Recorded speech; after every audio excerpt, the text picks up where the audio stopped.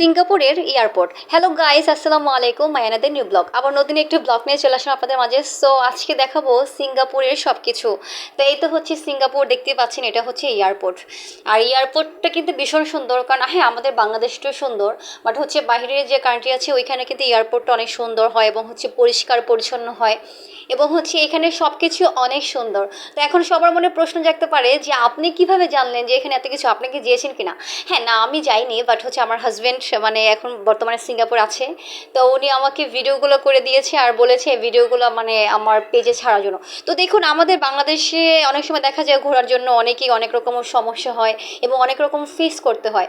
But এখানে কিন্তু এটা না, এখানে কিন্তু দেখুন মানে যে যার যার মতো ঘোরাফেরা করছে, যে যার যার মতো হাঁটাচলা করছে, যে যা ইচ্ছা তাই করছে। কারণ এটা হচ্ছে সিঙ্গাপুর বলে কথা, তাই না? আর সিঙ্গাপুর হচ্ছে পরিষ্কার পরিচ্ছন্ন, হচ্ছে সুন্দর একটা শহর, যেখানে কোনো রকম ময়লা আবর্জনা কোনো কিছুই নেই।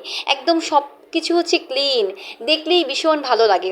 তো এটা হচ্ছে মানে দেখেই ভালো লাগছে। আর আমার ঠান্ডা লেগেছে, আমি বারবার নাক টানছি। আই এম সো সরি, সবার কাছে ক্ষমা দৃষ্টি দেখবেন, কারণ হচ্ছে ঠান্ডা লাগলে তো এরকমই হয়। আর আমি কিছুদিন যাবৎ ভিডিও ছাড়ছি না, কারণ হচ্ছে মানে ভালো লাগছে না, শরীর ভালো না, এমনি হচ্ছে মনও ভালো না। সো সেই জন্য পেজেও আসা হচ্ছে না ওইভাবে। কোনো রকম একটা দুইটা ভিডিও ছেড়ে চলে আসছি, একটাই ছাড়ছি ইদানিং। তো এই যে দেখতে পাচ্ছেন এখানের মানে পরিবেশটা ভীষণ সুন্দর, দেখলেই তো ভীষণ ভালো লাগে, আমার ইচ্ছা করে যেতে। বাট দুঃখের বিষয় হচ্ছে আমার এখনও পাসপোর্ট হয়নি। তো ইনশাল্লাহ অবশ্যই আমি পাসপোর্ট করতে দিব। ঈদের আগে করার কথা ছিল, বাট এটা হচ্ছে না, কারণ যেহেতু উনি চলে গেছে। উনি যখন আসবে আবার তারপরে উনি হচ্ছে টোরে গেছে, মানে টোরে বলতে মানে ঘুরতে গেছে, উনি হচ্ছে টোরে গেছে, তো আবার চলে আসবে। আসার পরে দেখা যাচ্ছে আবার মানে আমার পাসপোর্ট করার পরে ইনশাআল্লাহ দেখি কি হয়, কোথায় যেতে পারি। সবাই অবশ্যই আমার জন্য দোয়া করবেন, আমিও সবার জন্য দোয়া করি।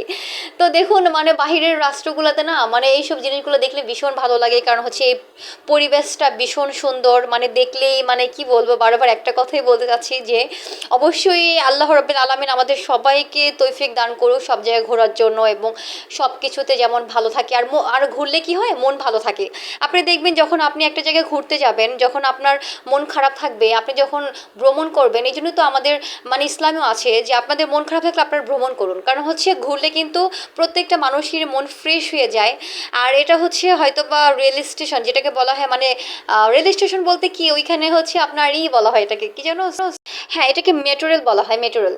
তো যাই হোক, এই যে এখানে দেখুন মানে দেখতে ভীষণ ভালো লাগছে। না না সরি, এটা হচ্ছে মেট্রো রেল না, এটা হচ্ছে সমুদ্রের উপরে রাস্তাটা।